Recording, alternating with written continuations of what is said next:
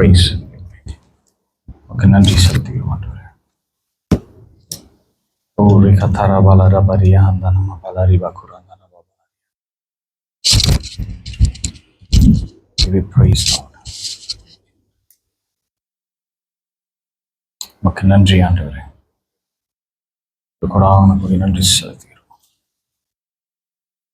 ஓரி கதாரா பாலரா பரியா அந்த நம்ம நம் அனைவரும் ஒரு விசை கண்களை மூடி நேரத்தை தேவனிடத்தில் ஒப்புக் கொடுப்போம். ஆண்டவரே, சத்திய வேதத்திற்கு எங்கள் செவிகளை நாங்கள் சாய்த்து, ஆவியானவரே உம்முடைய வார்த்தை எங்களிடத்துல பேச, எங்களிடத்துல இடைப்பட ஆண்டவரே ஒரு விசை நாங்கள் எங்களை சமர்ப்பிக்கிறோம். ஆண்டவரே, தேவாவியானவரே நீர் நடத்தும், என்னை மறைத்து நீர் வெளிப்படும். ஆண்டவரே, யாவும் கர்த்தர் மேய்ப்பரும் ஆண்டவராக இயேசு கிறிஸ்துவின் மாறாத நாமத்திலே கேட்டு ஜெபிக்கிறோம் ஜீவனுள்ள நல்ல தகப்பனே. ஆமேன், ஆமேன், ஆமேன். கர்த்தருடைய பரிசுத்த நாமத்துக்கு ஸ்தோத்திரம். உங்கள் அனைவரையும் இயேசு கிறிஸ்துவின் அன்பான நாமத்திலே வாழ்த்தி வரவேற்கிறேன்.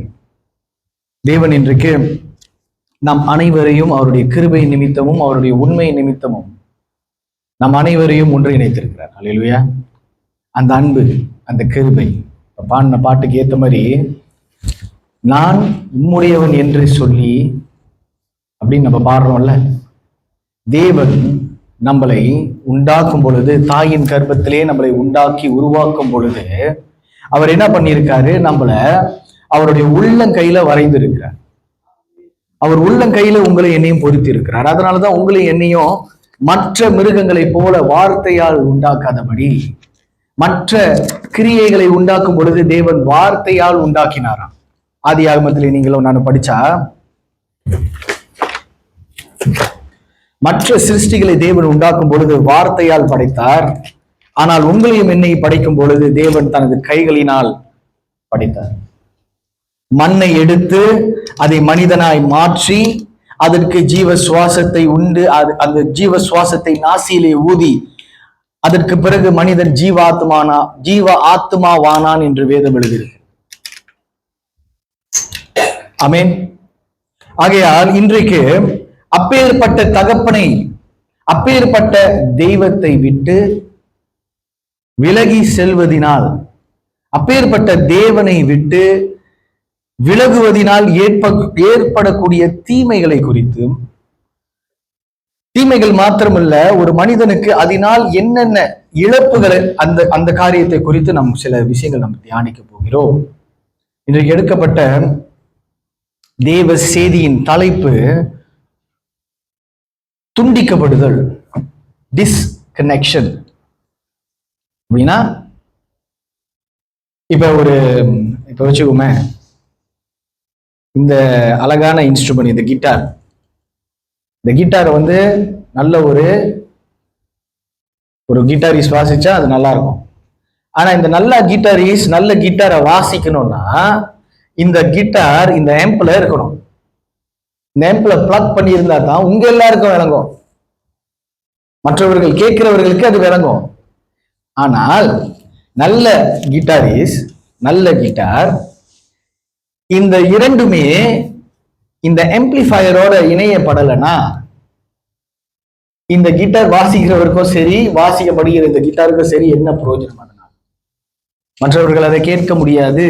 என்னத்தான் நல்ல இசை வாசிக்கப்பட்டாலும், என்னத்தான் பயங்கரமான இசைக்கலைஞன், இசை ஞானம் உடையவன் அந்த இசைக்கருவியை வாசித்தாலும், அந்த இசைக்கக்கூடிய அந்த இசையானது மற்றவர்கள் காதிலே கேட்கலன்னா அந்த இசைக்கு என்ன பயன்? அப்பேதான் தேவன் உங்களையும் என்னையும் உண்டாக்கும் பொழுது இந்த உலகத்துக்கு நீங்களும் நானும் உப்பாகவும் ஒளியாகவும் இருக்க வேண்டும். நம்முடைய வாழ்க்கை தரம், நம்மளுடைய வாழ்க்கை மற்றவர்களை மாற்ற வேண்டும் என்ற சித்தத்திலே உங்களையும் என்னையும் தேவன் அவருடைய சாயலாகவும் அவருடைய ரூபமாகவும் உண்டாக்கினார்.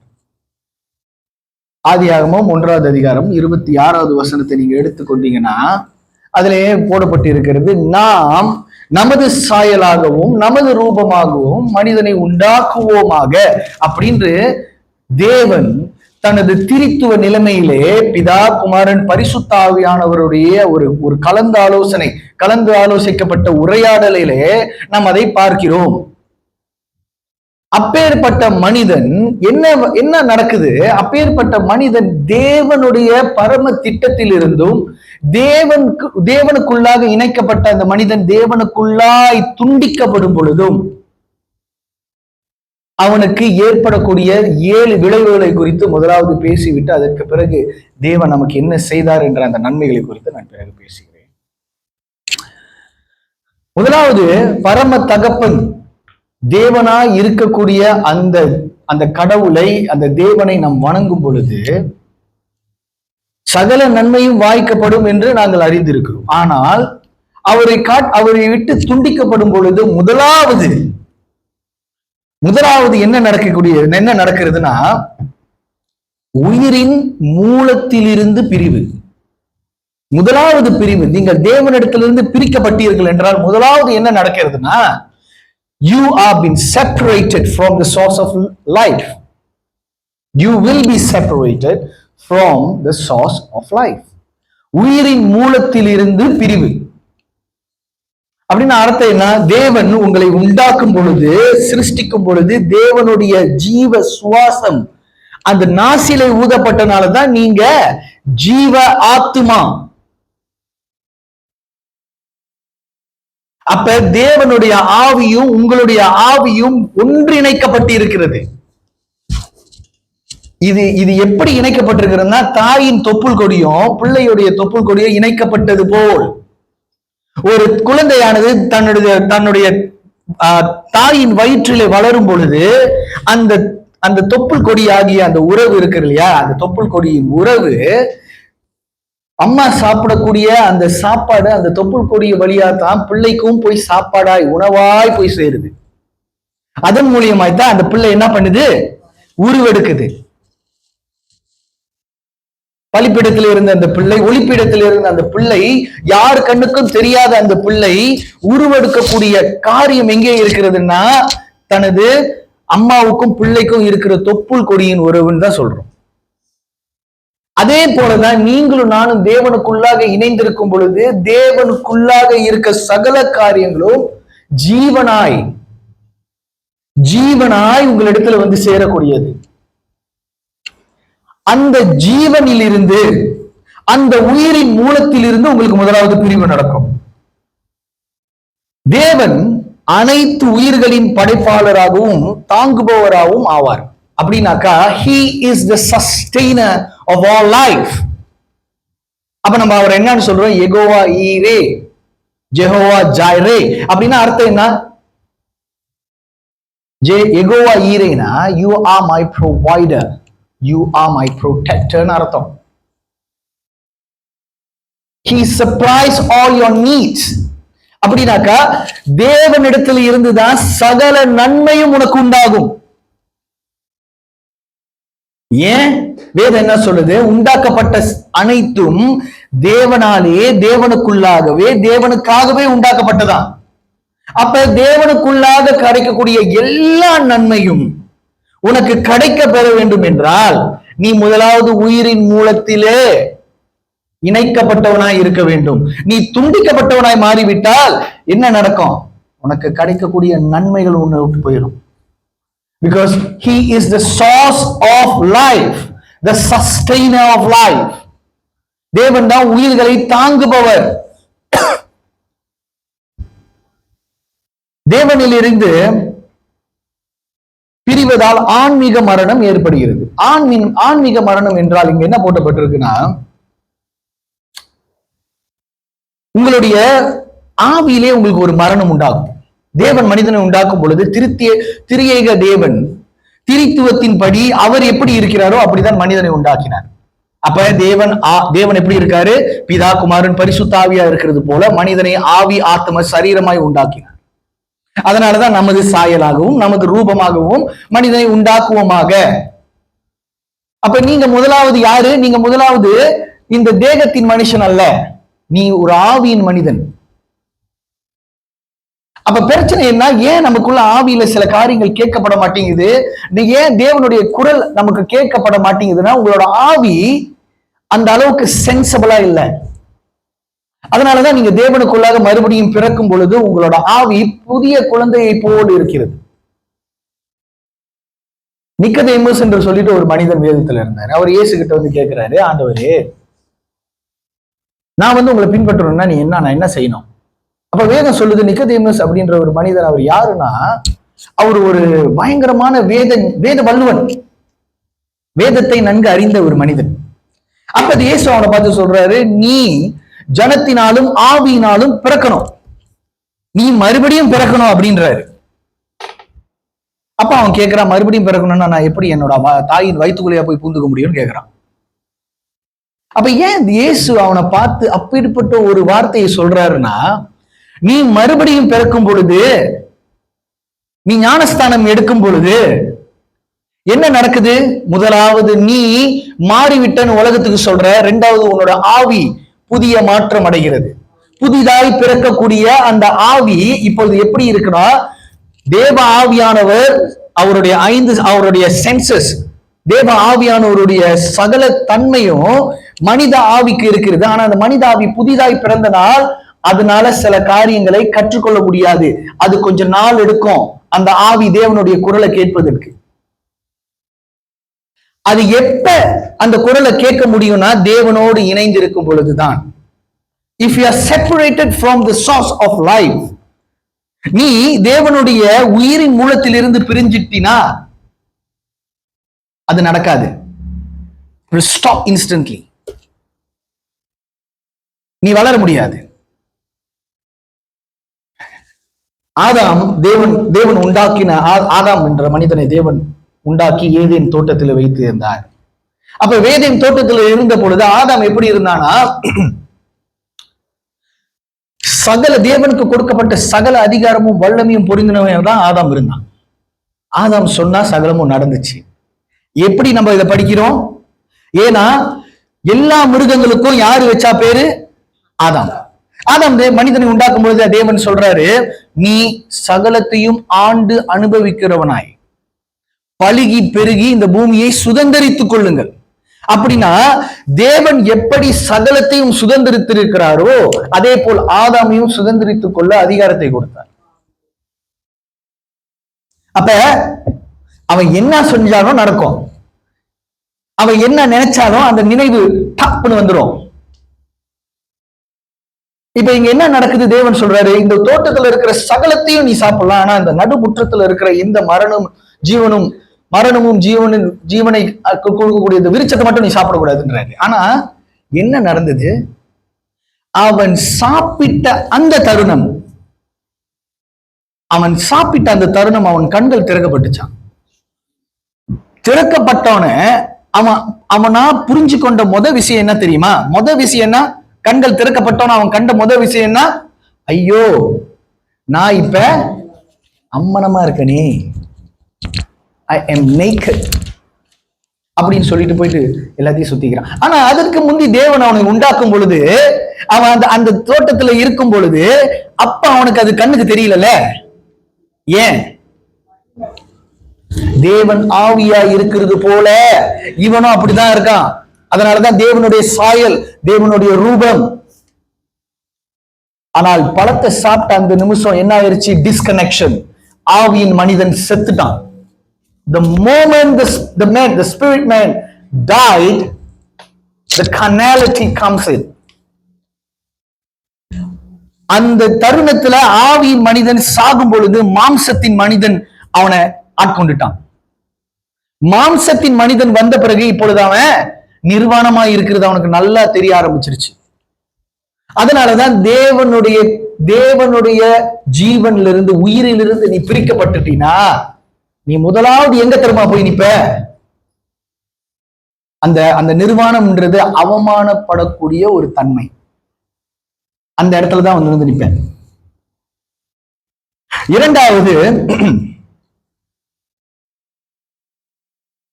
ஆன்மீக வழிகாட்டுதலை இழந்தல். அப்படின்னாக்கா you will lose God's spiritual guidance, loss of spiritual guidance. நீ தேவனிடத்திலிருந்து பிரிக்கப்படும் பொழுது, டிஸ்கனெக்ட், துண்டிக்கப்படும் பொழுது என்ன நடக்குது? இரண்டாவது காரியம், நீ தேவனுடைய வழிகாட்டுதலை இழந்து போவாய். தமிழ் வேதாகமம் வச்சிருந்தீங்கன்னா யாராவது சங்கீதம் 32:8 வசனத்தை எடுத்து படிங்க. சங்கீதம் 32:8. நான் உனக்கு போதித்து நீ நடக்க வேண்டிய வழியை உனக்கு காட்டுவேன். உன்மேல் கண்ணை வைத்து உனக்கு ஆலோசனை சொல்லுவேன். ஆமென். நான் நீ நடக்க வேண்டிய வழிகளை உனக்கு காட்டுவேன், உன்மேல் என் கண்ணை வைத்து உனக்கு ஆலோசனை சொல்லுவேன். இந்த ஆலோசனை என்ன ஆயிரும்? இந்த வழிகாட்டுதல் என்னவாயிரும்? அது உன்னிடத்திலிருந்து பறிக்கப்படும். நீ அதை இழந்து போயிடுவனாய் மாறிவிடுவாய். அப்படியே எடுங்க நீதிமொழிகளுக்கு எழுதின நிருபம் 3வது அதிகாரம் 5வது வசனமும் 6வது வசனமும் படிங்க.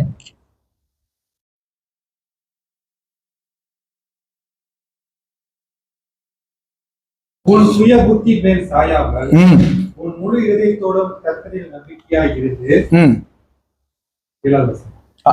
இல்ல 5:6. உன் வழிகளெல்லாம் அவரை நினைத்துக்கொள், அப்பொழுது அவர் உன் பாதைகளை செவ்வைப்படுத்துவார். ஆமென். உன் சுய புத்தியின் மேல் சாராமல் தேவன் மேல் நம்பிக்கையாயிரு, அப்பொழுது அவர் உன் பாதைகளை என்ன பண்ணுவாரா? திடப்படுத்துவார். இப்ப பிரச்சனை என்ன?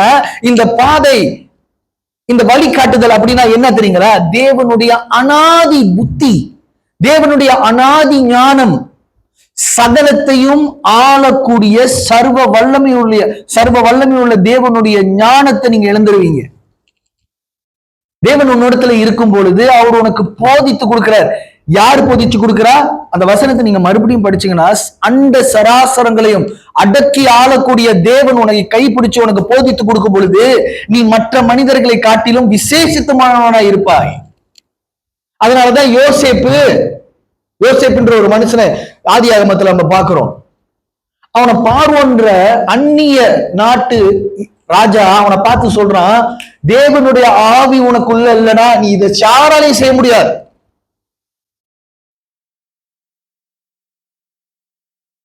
அவன் சொல்றான், அந்த பார்வோன் ராஜா ஒரு கனவு காண்றான்.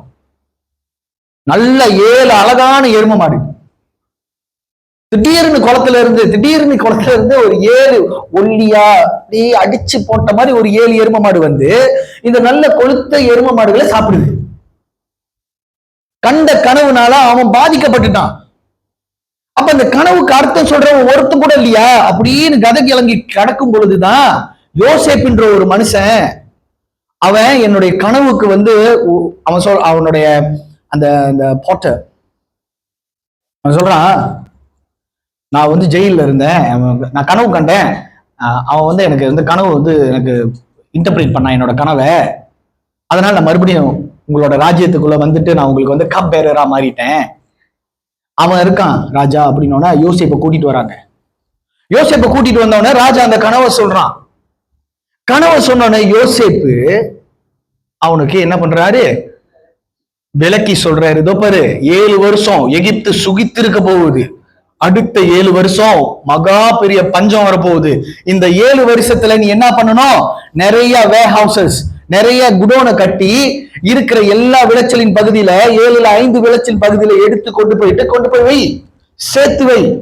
7 வருடம், 7 வருடத்துக்கு அப்புறம் பஞ்சகாலம் வரும், இன்னொரு 7 வருஷம். அந்த 7 வருஷத்துல இந்த 7 வருஷம் நீ சேர்த்து வச்ச காசுக, நீ சேர்த்து வச்ச தானியங்களை நீ சுதந்திரித்துக்கொள் அப்படின்னு ஒரு வார்த்தையை சொன்னோன்னு பார்வோன் அதிர்ச்சி ஆயிட்டான்.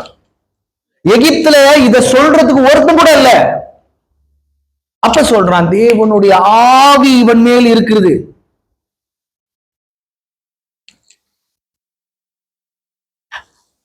இப்ப தேவனிடத்துல இருந்து நீங்க பிரிஞ்சிட்டீங்கன்னா you will lose this guidance.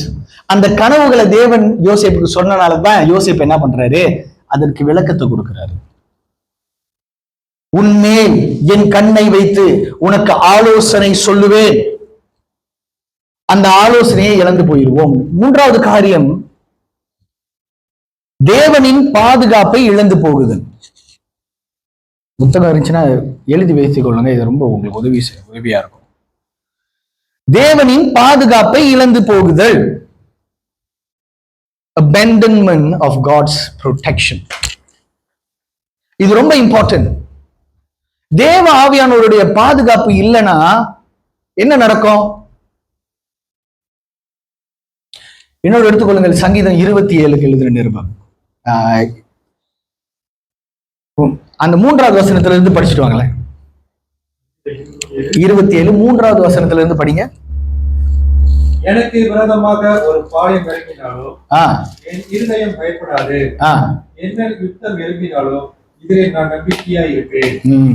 படிங்க, தொடர்ந்து படிங்க. கர்த்தரிடத்தில் ஒன்றை நான் கேட்டேன், அதையே நாடுவேன். நான் கர்த்தருடைய மகிமையை பார்க்கும்படியாகவோ அவருடைய ஆலயத்தில் ஆராய்ச்சி செய்யும்படியாகவோ நான் என் ஜீவனுள்ள நாளெல்லாம் கர்த்தருடைய ஆலயத்தில் தங்கியிருப்பதையே நாடுவேன். ஆமென். தீங்கு நாளில் அவர் என்னை தம்முடைய கூடாரத்தில் மறைத்து என்னை தமது கூடார மறைவிலே ஒளித்து வைத்து என்னை கண்மலையின் மேல் உயர்த்துவார். ஓகே. தீங்கு நாளில் தேவன் அவருடைய கூடார மறைவிலே நம்மளை மறைத்து வைத்து என்னை கண்மலையின் மேல் உயர்த்துவார். அதுக்கு முந்தைய 3வது வசனம் படிச்சுங்க. என் மேல் எனக்கு விரோதமாய் ஒரு பாளையம் இறங்கினாலும் என் இருதயம் கலங்காது. என் மேல் யுத்தம் எழும்பினாலும் இதிலே நான் நம்பிக்கையா இருப்பேன் தாவீது சொல்றாருல. எதிலே என் நம்பிக்கை? இப்ப 1வது வசனம் படிங்க. கர்த்தர் என் வெளிச்சமும் என் இரட்சிப்புமானவர், யாருக்கு பயப்படுவேன்? ஓகே. கர்த்தர் என் ஜீவனின் பலனானவர், யாருக்கு அஞ்சுவேன்? ஆமென். கர்த்தர் என் வெளிச்சமும் என் இரட்சிப்புமானவர், யாருக்கு பயப்படுவேன்? கர்த்தர் என் ஜீவனிலும் பலனானவர், யாருக்கு அஞ்சுவேன்? இப்ப கர்த்தர் உன் கூட இல்லைன்னா you will lose the divine protection. அப்படின்னா தேவனுடைய திவ்ய பாதுகாப்பை இழந்து விடுவாய்.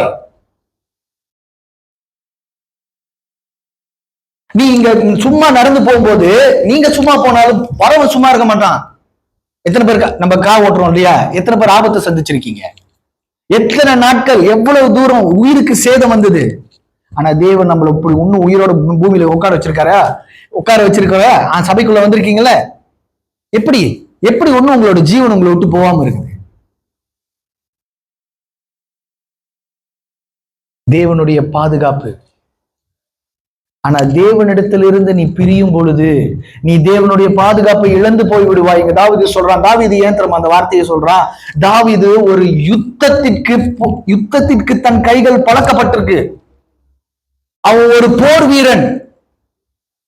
அவன் இன்னைக்கு நேத்து போர் வீரன் இல்ல, அவன் பிறந்த நாள்ல இருந்து அவன் போர் வீரன். ஏன்? அவன் காட்டுல ஆடுகளை மேய்த்திருந்தப்ப சிங்கம் வருது, கரடி வருது, அதன் வாய்களை கிழிச்சு போட்டான். அதுக்கப்புறம் கோலியாத் கூட சண்டை போடுறான். அதுக்கு பிறகு சவுல் கூட கொஞ்ச நாள் இருந்து சண்டை போடுறான். அவன் வாழ்நாள் முழுக்க அவனுக்கு எதிரிகள் அவனை சுத்தி இருந்தார்களாம். ஆனாலும் இந்த நாள் வரைக்கும் தாவீதுடைய பேரை சொல்லாம நம்ம பிரசங்கங்கள் இல்லல. ஏன்? சங்கீதம் 27 எழுதியிருக்காங்க, கர்த்தர் என் வெளிச்சமும் என் இரட்சிப்புமானவர், யாருக்கு பயப்படுவேன்? கர்த்தர் என் ஜீவனிலும் பலனானவர், யாருக்கு அஞ்சுவேன்? இப்ப சங்கீதம் 91 எடுத்துக்கோங்க.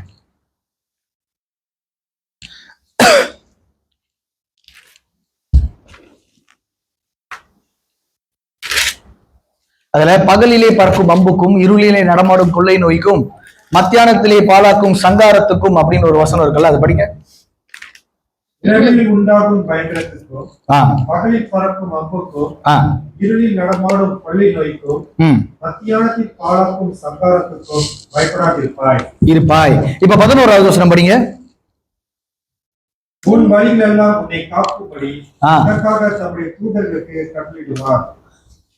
அதுக்கு பிறகு உன் பாதம் கல்லில் இல்லாதபடி அவர்கள் தங்கள் கைகளில் உன்னை ஏந்தி கொண்டு போவார்கள். உன் வழிகள் எல்லாம் உன்னை காக்கும்படிக்கு அவர் தூதர்களை கட்டளையிடுவார். ஏன் தேவன் தூதர்களை கட்டளையிடுகிறார்? நீ தேவனுக்குள்ளாக இருக்கும் பொழுது உன்னை பாதுகாக்கக்கூடிய பொறுப்பு யாருடையது? தேவனுடையது. அதனாலதான் இரவிலே உண்டாகும் பயங்கரம், பகலிலே பறக்கும் அம்பு, இருளில் நடமாடும் கொள்ளை நோய், மத்தியானத்திலே பாலாக்கும் சங்காரம். இந்த 4 விஷயத்துக்குள்ளேயும் தேவன் உன்னை பாதுகாக்க வேண்டும். உனக்கு வந்து ப்ரொடெக்ஷன் வேணும்னா தேவனை நீ நாடிக்கொள்ளணும். அப்பதான் தேவன் தம்முடைய தூதர்களை உனக்கு கட்டளையிடுவார். ஆமென். தேவனிடத்திலிருந்து பிரியும் பொழுது நான்காவது என்ன நடக்குதுன்னா, ஒழுக்க சிதைவும் பாவமும். moral drift and sin. ஒழுக்க சிதைவும் பாவமும் உங்களை பற்றிக் கொள்ளும்.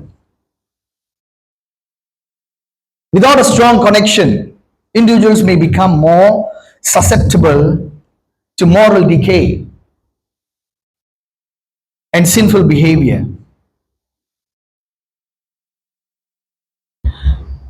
தேவனிலிருந்து பிரிவதால் ஒழுக்க சிதைவு அதிகரிக்கிறது.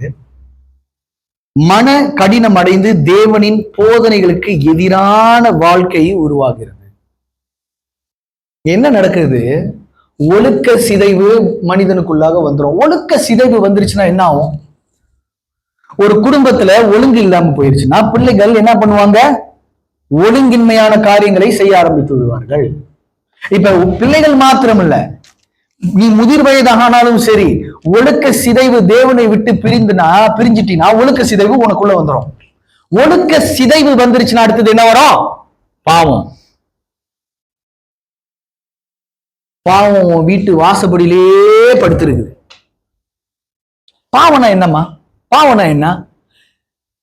தேவனுடைய வார்த்தையை கேளாமல் போவதுதான் பாவம். You are missing the mark. நீ தேவன் உன்னை உண்டாக்கினதுக்கு ஒரு பொறுப்பு, ஒரு பர்பஸ், ஒரு நோக்கம் உண்டு.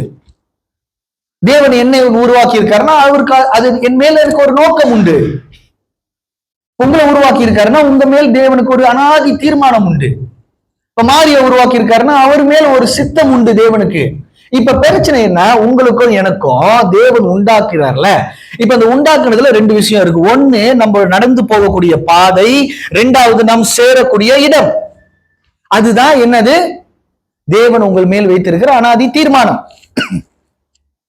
ரொம்ப ரொம்ப ஈஸியா புரிஞ்சுக்கிற மாதிரி சொல்றேன். தேவன் ஒரு மனுஷனை உண்டாக்குனார்னா ரெண்டு விஷயம் அவன் வாழ்க்கையில செய்யணும். ஒண்ணு, அவன் சரியான பாதையில நடக்கணும். ரெண்டாவது, தேவன் அவனுக்கு வைத்திருக்கிற அந்த இடத்துக்கு அவன் போய் சேர்ந்தாகணும். நான் மரணத்தை குறித்து பேசல, தேவன் உங்களுக்குள்ள வச்சிருக்கிற திட்டத்தை குறித்து பேசுறேன். இப்ப முதலாவது என்ன இருக்கு? இந்த பாதை, இந்த பாதையில சரியாய் நடக்க வேண்டும். இப்ப தேவன், நீங்க பாவம் செய்யும் பொழுது என்ன ஆயிடுச்சு? இந்த பாதையை விட்டு தவறிடுவீங்க. You are missing the mark. இப்ப இந்த பாதை போய் சேர வேண்டிய இடம் அங்க, பாதையை தவறிட்டீங்கன்னா என்ன ஆகும்? மறுபடியும் வருவீங்க. But what will happen? You will have to take a big turn. Big U-turn. பெரிய ஒரு சுத்திட்டு அப்புறம் தான் மறுபடியும் வர முடியும். இப்ப இந்த பெரிய சுத்து நமக்கு என்ன ஆயிரும்? போக போக நமக்கு ஆண்டவர் மேல இருக்கிற அந்த நம்பிக்கையை இழக்க செய்து விடும். பாவமானது தேவனுக்கும் உனக்கும் இருக்கிற உறவை துண்டிச்சிரும்.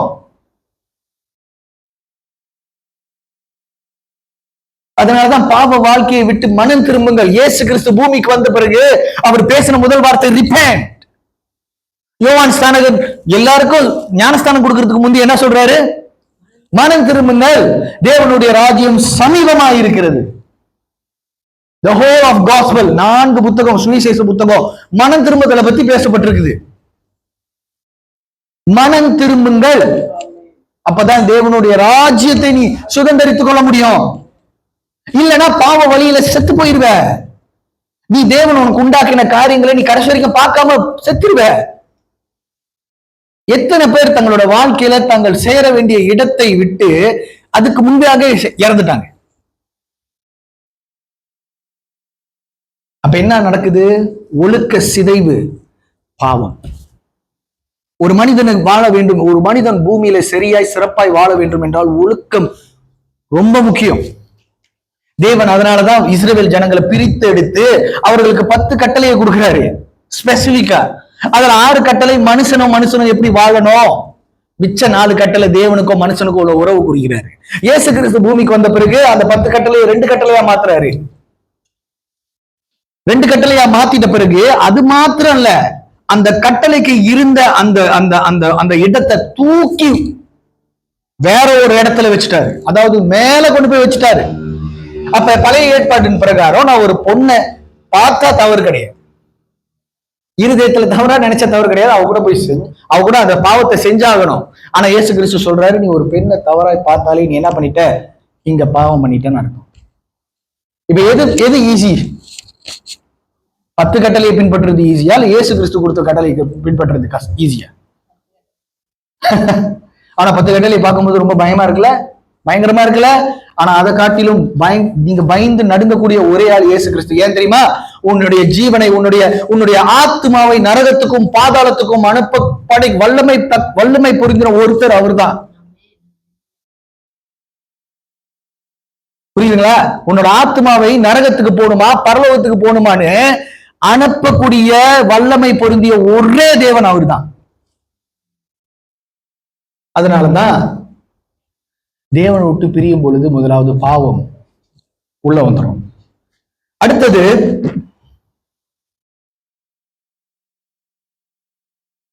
சமாதானத்தையும் மகிழ்ச்சியையும் இழந்தல். Loss of peace and Joy.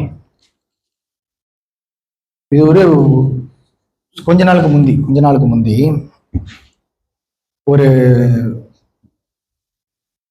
ஒரு நல்ல மனிதன், அவர்கிட்ட வேறு சில அவங்களோட சொந்தக்காரங்களாம் தேவனை ஏற்றுக்கொண்டுட்டாங்க.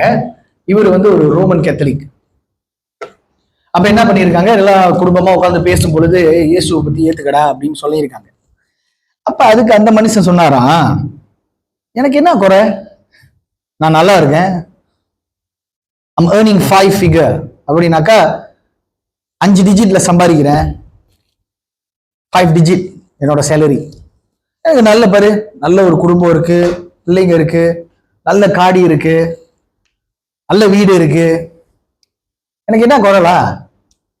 நான் பிஎம்மோட ஆஃபீஸில் வேலை செய்கிறேன், பிஎம்ல எம்பி, ஏதோ ஒரு எம்பியோட ஆஃபீஸில் வேலை செய்கிறேன், எனக்கு என்ன குறை, நான் நல்லா இருக்கேன் அப்படின்னு கேட்டதுக்கு, ஆனா உனக்கு சந்தோஷம் சமாதானம் இருக்கா அப்படின்னு இந்த தேவனை பத்தி சொல்ற இந்த மனிதர் கேட்கிறாரு. அவர் சொன்னாரு, அதுதான் என்கிட்ட இல்லை. எல்லாம் இருக்கு தானே, காசு இருக்கு, காடி இருக்கு, குடும்பம் இருக்கு, பிள்ளை இருக்கு, வீடு இருக்கு, ஆனா சந்தோஷமும் சமாதானமும் எங்க போச்சு?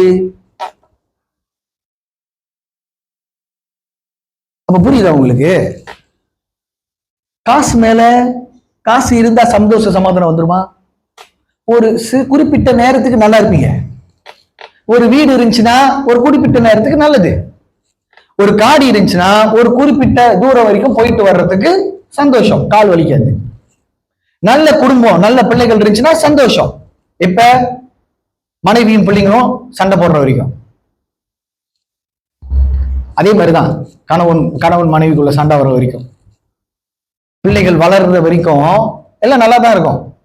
ஆனா இப்ப இந்த நிம்மதிக்கும் சந்தோஷத்துக்கும் காசு பணத்துக்கும் என்ன சம்பந்தம்? இப்ப பிரச்சனை என்ன? நம்மளுக்கு சொல்லி கொடுத்த நம்மளுடைய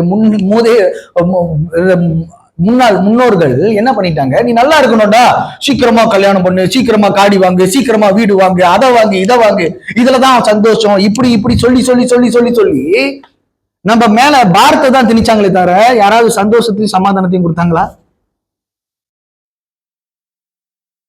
கடைசியில் அந்த மனிதனுக்கு என்ன தெரியுமாச்சு? 2 மாசத்துக்கு அப்புறம் HDBல போயிட்டு மேல இருந்து கீழே குச்சி செத்துட்டாரு. He committed suicide. அவரோட மரணத்துக்கு நாங்க போயிருந்தோம். I was very saddened. 3 பொம்பளை பிள்ளைங்க, சின்ன பிள்ளைங்க. அந்த 3வது கடைசி பிள்ளைக்கு என்ன நடக்குதுன்னு தெரியல.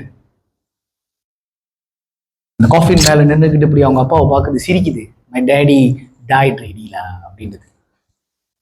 செத்துட்டாருன்றது கூட ஒரு சோகமான விஷயம் அந்த பிள்ளைக்கு தெரியல, சிரிச்சுட்டு சொல்லுது. சந்தோஷமும் சமாதானமும் இல்லைன்னா மனுஷனுடைய வாழ்க்கையில அர்த்தம் இல்லாம போயிடும்.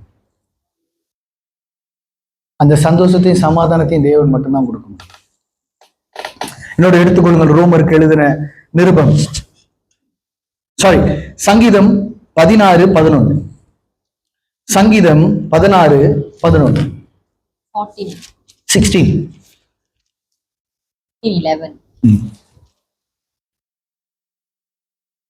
ஜீவ மார்க்கத்தை எனக்கு தெரியப்படுத்துவேர், உம்முடைய சமூகத்தில் பரிபூரண ஆனந்தமும் உம்முடைய வலது பாரிசத்தில் நித்திய பேரின்பமும் உண்டு. மறுபடியும் ஜீவ மார்க்கத்தை எனக்கு தெரியப்படுத்துவேர், ஜீவ மார்க்கத்தை எனக்கு தெரியப்படுத்துவீர். உம்முடைய சமூகத்தில் பரிபூரண ஆனந்தமும் உம்முடைய வலது பாரிசத்தில் நித்திய பேரின்பமும் உண்டு. உமது பாதத்தில் என்ன இருக்குது?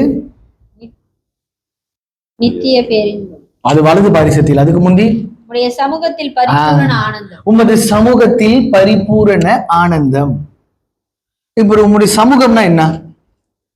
அவருடைய பிரசன்ஸ்னா என்ன? இங்க வந்துட்டு பிறகு 4 பேர் கூட கை தட்டி பாடுறான் அப்படின்னு இருக்குமே, அதான் அவருடைய பிரசன்னம்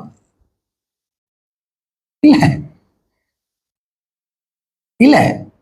இப்ப நானும் என்னுடைய மகளும், என் மகன் என் கூட இருக்கிற வரைக்கும், நான் மகளை என் கூட்டி எங்க போனாலும் சரி, மை பிரசன்ஸ் இஸ் தேர்.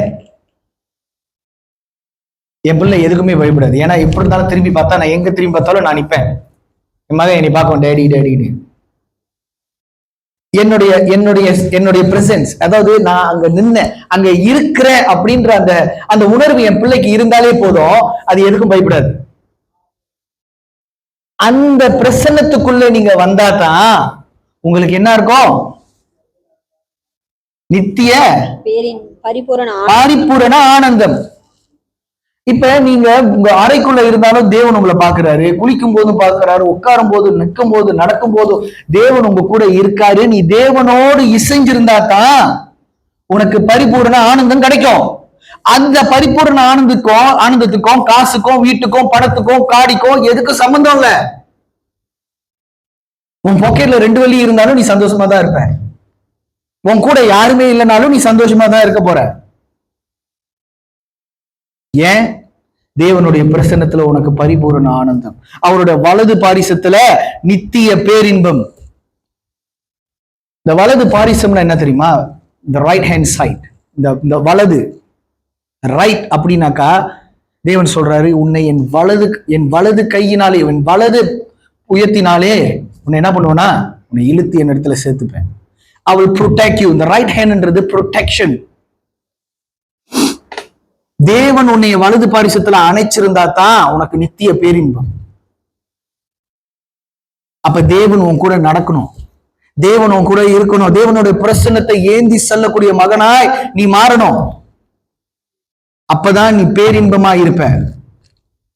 அடுத்தது 6வது, நான் உனக்கு ஒரு நேரத்தில் முடிச்சேன், 2 பாயிண்ட் இருக்கு, முடிச்சு. ஜட்ஜ்மெண்ட் அண்ட் கான்சிக்வன்சஸ், தீர்ப்பும் விளைவுகளும். இன்னும் ரொம்ப பேர் நினைக்கிறாங்க, இன்னைக்கு தேவனை விட்டு நீங்க பிரிஞ்சிட்டீங்கன்னா நமக்கு எந்த கான்சிக்வன்சஸ் இல்லை, எந்த விளைவுகளும் இல்லைன்னு, எந்த தீர்ப்பும் இல்லைன்னு. என் ஆவியை நிறுத்து பார்க்கிறவர் தேவனா? உன்னுடைய ஆவிகளை நிறுத்து பார்ப்பாராம். நியாயப்பிரமாணத்தை குறித்து தேவன் எங்க எழுதியிருக்காரு? வெளிப்படுத்தலுக்கு எழுதின சுவிசேஷத்தை நீங்க எடுத்து படிச்சீங்கன்னா 7 சபைகளுக்கு தேவன் சொல்றாரு. அதுல 2வது சபைக்கு சொல்றாரு, லவோலவோதிக்கியா சபைக்கு சொல்றாரு, அனலும் இல்லாமல் குளிரும் இல்லாமல் நீ இருந்தீனா நீ என்ன பண்ணுவோம்? நான் என்ன பண்ணுவேன்? அதற்கு பிறகு வேற ஒரு சபைக்கு சொல்றாரு, சிம்ரனா சபைன்னு நினைக்கிறேன், நீ எல்லாத்தையும் சரியா செய்யற,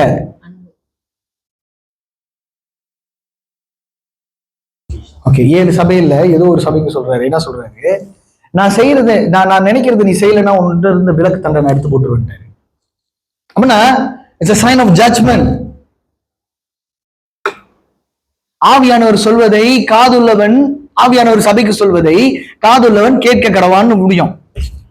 வெளிப்படுத்தலுக்கு எழுதின நிருபங்கள் நீங்க படிச்சீங்கன்னா அது 7 சபைக்கு எழுதும் பொழுது அப்படிதான் முடியும். ஆனா அதற்கு முந்தி தேவன் சொல்றாரு, நீ இதெல்லாம் சரியா செஞ்ச, இதெல்லாம் நீ செய்ய தவறிட்ட, நீ மேலும் இதுக்குள்ள இருந்தீனாக்கா நான் இங்க வந்து என்ன பண்ணுவேன்? உன்னோட விளக்கு தண்டை எடுத்து போடுவேன்றாரு ஒரு சபையை பார்த்து. இன்னொரு சபையை பார்த்து உன்னை நான் வாந்தி பண்ணி போட்டுருவேன்றாரு. அப்படின்னா he will judge you ன்னு அர்த்தம். தேவனுக்குள்ளாக இருந்து நீ விலகி போயிட்டினா, தேவனுக்குள்ளாக இருந்து நீ டிஸ்கனெக்டட் ஆயிட்டினா, அதற்கு பிறகு வரக்கூடிய விளைவுகளை நீ சந்திச்சுதான் ஆகணும். அந்த விளைவுகள் உன் மரணத்தை காட்டிலும் அதிக வேதனையை உனக்கு தரும். அதற்கு மரணம் எவ்வளவு சந்தோஷமா இருக்கும். ஏன்னா விளைவுகள் நீ உயிரோடு இருக்கும் போது நீ சந்திச்சு ஆக வேண்டும். அதனாலதான் தேவனுக்குள்ளாக நீ இருப்பது ரொம்ப முக்கியம். தேவனுக்குள்ளாக நீ இருப்பது ரொம்ப முக்கியம். 7வது காரியம், இதுதான் ரொம்ப இம்பார்ட்டன்ட். நான் சொன்னதிலே 6 காரியங்கள்ல இப்ப இந்த 7வது காரியம் ரொம்ப இம்பார்ட்டன்ட். இட்டர்னல் செப்பரேஷன், நித்திய பிரிவு.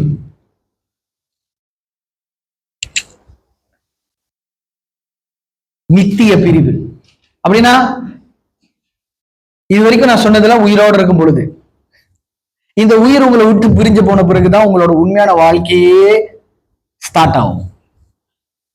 இந்த மரணத்தை கூட நம்மளால ஏற்றுக்கொள்ள முடியல. சில பேர் நம்மளுக்கு ரொம்ப நெருக்கமானவர்கள் மரணம் அடைஞ்சிட்டா என்ன ஆகும்? we cannot accept it. கஷ்டப்படுறோம். ஆனா அதுக்கு பிறகு நம்மள நாமே ஆறுதல் சொல்லிக்கிறது, பரவாயில்ல, அவங்க இங்க இருந்து பிரிஞ்சாலும் ஆண்டவர்கிட்ட தானே இருக்காங்க அப்படின்னு சொல்றோம் இல்லையா? அப்படின்னு சொல்றோம் இல்லையா? அப்ப என்ன அர்த்தம்னா, நீ செத்து போன பிறகுதான் இது, அதாவது சாவுன்றது இந்த உடலுக்கு, இந்த தேக, இந்த மாம்ச தேகத்துக்கான உடல், இந்த உடலுடைய பிரிவு, இந்த உடல் சாகணும். அப்பதான் தேவன் நித்தியமாய் இருக்கிற தேவனோடு நீ போய் சேர முடியும். இப்ப நித்தியமாய் இருக்கிற தேவனோடு நீ சேரணும்னா, ஒண்ணு நித்தியத்தின் தேவனோடு நித்தியமாய் நீ வாழணும் சந்தோஷமா, இல்ல நித்தியமாய் உன்னுடைய மரணத்தை நீ சந்திக்கணும். இப்ப நித்திய மரணம்னா என்ன? உன்னுடைய ஆத்மாவை நெறி நரகத்துல கொண்டு போய் போட்டுருவாங்க. யார் சொல்றா? இது எங்க எழுதப்பட்டிருக்குது? என்னோட எடுத்துக்கொள்ளுங்கள். மத்தேயுவுக்கு எழுதின நிருபம் 25வது அதிகாரம் 41வது வசனத்துல படிங்களேன். இது இயேசு கிறிஸ்து தனது வாயினால சொல்லக்கூடிய வார்த்தை. மத்தேயுவுக்கு எழுதின நிருபம், மத்தேயுவின் சுவிசேஷம் 25வது அதிகாரம் 41வது வசனம் படிங்களேன். அப்பொழுது இடது பக்கத்தில் நிற்பவர்களை பார்த்து அவர், சபிக்கப்பட்டவர்களே, என்னை விட்டு பிசாசுக்காகவும் அவன் தூதர்களுக்காகவும் ஆயத்தம் பண்ணப்பட்டிருக்கிற நித்திய அக்கினியிலே போங்கள். பசியா இருந்தேன், நீங்கள் எனக்கு போஜனம் கொடுக்கவில்லை. தாகமாய் இருந்தேன், நீங்கள் என் தாகத்தை தீர்க்கவில்லை. அந்நியனாய் இருந்தேன், நீங்கள் என்னை சேர்த்து கொள்ளவில்லை. வஸ்திரமில்லாது இருந்தேன், நீங்கள் எனக்கு வஸ்திரம் கொடுக்கவில்லை. வியாதியும் காவலில் அடைக்கப்பட்டவனுமாய் இருந்தேன், நீங்கள் என்னை விசாரிக்க வரவில்லை என்பார். அப்பொழுது அவர்களும் அவருக்கு பிரதியுத்தரமாக, ஆண்டவரே, உம்மை பசியுள்ளவராகவும் தாகமுள்ளவராகவும் அந்நியராகவும் வஸ்திரமில்லாதவராகவும் வியாதிப்பட்டவராகவும் காவலில் அடைக்கப்பட்டவராகவும் நாங்கள் எப்பொழுது கண்டு உமக்கு உதவி செய்யாதிருந்தோம் என்பார்கள். சரி. அப்பொழுது அவர் அவர்களுக்கு பிரதியுத்தரமாக, மிகவும் சிறியவர்களாகிய இவர்களில் ஒருவனுக்கு நீங்கள் எதை செய்யாதிருந்தீர்களோ அதை எனக்கே செய்யாதிருந்தீர்கள் என்று மெய்யாகவே உங்களுக்கு சொல்லுகிறேன் என்பார். அந்தபடியே இவர்கள் நித்திய ஆக்கினையை அடையவும் நீதிமான்களோ நித்திய ஜீவனை அடையவும் போவார்கள் என்றார். இங்க 2 விதமான ஆட்களை நீங்க பாக்குறீங்க. ஒன்று நீதிமான்கள், அவர்கள் என்ன அடைவார்கள்? நித்திய ஜீவன். அப்புறம் இதெல்லாம் செய்யாதவங்க என்ன அடைவாங்க? நித்திய ஆக்கினி. நித்திய ஆக்கினா என்னன்னு உங்ககிட்ட சொல்ற. முந்தி ஆரம்பத்துல எல்லாம் நல்லா, நீங்க நம்மலாம் ஒரு 20-30 இயர்ஸ் பேக் நமக்கு சுவிசேஷம் சொல்லும் போது அவங்க ஞாபகம் இருக்கா, நரகத்தை குறித்தும் பரலோகத்தை குறித்தும் பேசுவாங்க. ஆனா ரிவைண்ட் பேக், ஃபாஸ்ட் ஃபார்வர்ட்ல இந்த நாட்கள் அந்த நரகத்தை குறித்தும் பரலோகத்தை குறித்தும் பேசக்கூடிய சில நபர்களை தான் நீங்க பாக்குறீங்க. ரொம்ப குறைஞ்சு போயிருச்சுல. இப்ப யாருக்கும் நரகம்னா என்ன, பரலோகம்னா என்னன்னு கூட தெரிய மாட்டேங்குது. ஆனா அங்க இயேசு சொல்றாரு, இந்த சிறியவர்களுக்கு எதை நீங்க செய்ய தவறிட்டீங்களோ அதை எனக்கு செய்ய தவறிட்டீங்க. நீதிமான்கள் நித்திய ஜீவனுக்குள்ளாக சுதந்திரிப்பார்கள். இதை செய்ய தவறுனவங்க நித்திய ஆக்கினி. அப்படின்னா நித்திய சாவுனா என்ன தெரியுமாயா? the eternal death. அப்படின்னா உன்னுடைய ஆத்துமா யுக யுகமாய், அதுக்கு முடிவே இல்லாதபடி, இன்னைக்கு எப்படி நீ ஒரு சின்ன காயப்பட்டா வலிக்குதோ, எங்கேயாவது குத்தப்பட்டா வலிக்குதா, இந்த மாதிரி வலிய நெருப்புல எரியும் பொழுது எப்படி உன்னோட ஆத்மா, இப்ப திடீர்னு வச்சுக்கோங்க, அடுப்புல கையை சுட்டுக்கிட்டீங்கன்னா இப்படி எரிச்சலா இருக்கு கொஞ்ச நேரம், நித்தியமா அந்த எரிச்சல் தான் உங்க ஆத்மா அனுபவிக்க போகுதுன்னு அர்த்தம். அதான் நரகம். அதத்தான் இயேசு சொல்றாரு, நான் சொல்லல. இந்த வேதம் இயேசு சொன்னது தானே. மத்தேயுன்ற விஷயத்துல மத்தேயு இயேசு என்ன சொன்னாரோ அதுதான் எழுதுறாரு. இது இயேசுவின் வாயிலிருந்து புறப்பட்ட வார்த்தை. இயேசு சொல்றாரு. இயேசு எப்ப சொல்றாருன்னா, அன்பின் உருவாய் பாவத்தை சுமந்து தீர்க்கக்கூடிய தேவாட்டு குட்டியா இருக்கும் பொழுது பூமியில அவர் வாயிலிருந்து வந்த வார்த்தை. இப்ப அடுத்து இயேசு 2வது வருகையில் எப்படி வர போறாரு? நியாயாதிபதியா வர போறாராம். அப்ப தேவனிடத்துல இருந்து நீ பிரிஞ்சிட்டினா என்ன நடக்கும்? இட்டர்னல் டெத், முடிவில்லா நித்திய பிரிவு. உன்னுடைய ஆத்மா அக்னியில எரிஞ்சுக்கிட்டு இருக்கும். கத கத கத கத கதன்னு அழுவ, கத்துவ. அங்க யாரும் உன்னை வந்து காப்பாற்ற முடியாது. அப்ப தேவனுக்குள்ளாக பிரிவு எவ்வளவு கடினத்தை உனக்கு கொடுக்கும். இந்த 7 காரியங்களை நல்லா ஞாபகம் வச்சுக்கோ. முதலாவது,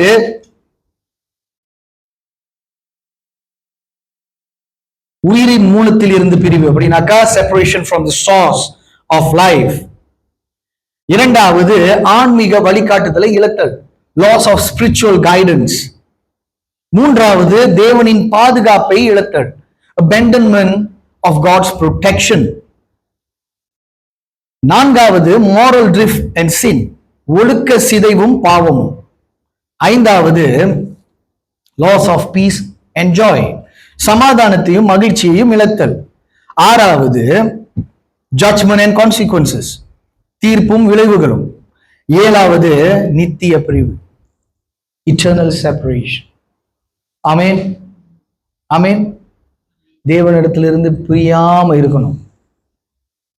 அதனாலதான் எப்பொழுதுமே இயேசு கிறிஸ்து சொல்லி கொடுத்த ஒரு முக்கியமான ஒரு பிரேயர் இருக்கு. கடைசியா எல்லாம் தெரியல, எத்தனை பேர் சொல்றீங்கன்னு நம்ம சபையில சொல்ல மாட்டோம். நான் என்னோட பிரேயர்ல என்ன, பரமண்டலங்களில் இருக்கிற எங்கள் பிதாவே, உன்னுடைய நாமம் பரிசுத்தப்படுவதாக, ராஜ்யம் வருவதாக, உன்னுடைய சித்த பரமண்டலங்களில் செய்யப்படுவது போல பூமியில் செய்யப்படுவதாக. அதுக்கு முடிஞ்ச என்னது? சத்தமா சொல்லுங்க. அன்றன்றுள்ள ஆகாரத்தை இன்று எங்களுக்கு தாரும். அப்படின்னா அர்த்தம் என்ன? உனக்கு தேவன் போஷிக்கிற தேவனா இருக்கிறார். ஒவ்வொரு நாளும் உன்னுடைய ஆத்மா, உன்னோட ஆவி செழிக்கணும்னா தேவன் ஒவ்வொரு நாளும் உன்னை போஷிக்கணும். The source of life is in him and he is the source of your life. அவர்தான் உன்னுடைய உயிரின் மூலம், மூலப்பொருள். அவர்களை இணைத்திருப்பது ரொம்ப முக்கியம். அதனாலதான் கொடியானது நிலைத்தராவிட்டால் என்ன ஆகும்? கொடுக்காது. கொடி என்னைக்குமே செடியோடு இணைஞ்சிருக்கணும். ஆமென். அப்பதான் அந்த செடியில இருக்கிற நியூட்ரியன்ஸ் கொடிக்கு போவோம். கண்களை மூடி நாம் ஜெபம் செய்வோம்.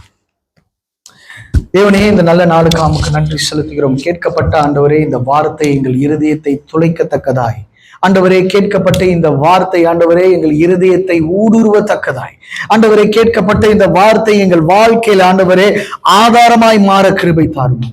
ஆண்டவரே, இதோ இந்த வாரம் முழுவதும் ஆண்டவரே இந்த கேட்ட இந்த சத்தியத்தை குறித்து நாங்கள் தியானிக்கிறவர்களாய் எங்களை மாற்றும் ஆண்டவரே. ஆண்டவரே, உம்மை போல் எங்களை மாற்றும் ஆண்டவரே. ஆவியானவரே, இதோ மீதி நேரத்தையும் கரத்தில் ஒப்பு கொடுக்கிறேன். நீர் இங்க நடத்துங்க ஆண்டவரே, இயேசுவின் நாமத்தில். ஆமென். நம் அனைவரும் ராபோஜன ஆராதனைக்கு கடந்து நம்ம ஆயத்தப்படுவோம்.